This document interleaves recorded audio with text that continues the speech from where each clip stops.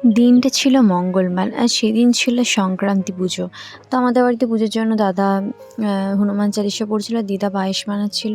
তো আমি আজকে ঘুম থেকে অনেকটা উঠতে লেট করেছি, প্রায় 9টা বাজে। দিদিকে দেখাচ্ছে না, সোনাই এখনও ঘুমোচ্ছে, আর আমি দিকে ছোলা ভিজে আর আমন্ড বাদাম খেয়ে নিলাম, তারপরে চা আর পাউরুটি খেয়ে নিলাম। তারপর সোনাইকে একটু পড়াতে বসেছিলাম, তারপর শুয়েছিলাম। কি করব, যা গরমটা পড়েছে। তারপরে আমার চলে এলো একটা পার্সেল নাইকা থেকে, তো সেটাও তোমাদের সাথে বড় ভিডিওতে শেয়ার করে দিয়েছি, মানে মিনি ব্লগে শেয়ার করি। তারপর দুপুরের ভাতটা খাইয়ে দিচ্ছিলো মা। আজকে আমি সারাদিন কী কী খাবো, কী কী করলাম সেগুলো তোমাদের সাথে, আসলে যে কী কী খেলাম সেটাই তোমাদের সাথে শেয়ার করলাম। তারপর খেয়েছিলাম আম কবর, খেয়েছিলাম পেয়ারা কাটা, এটা ঘরেই বানিয়েছিল।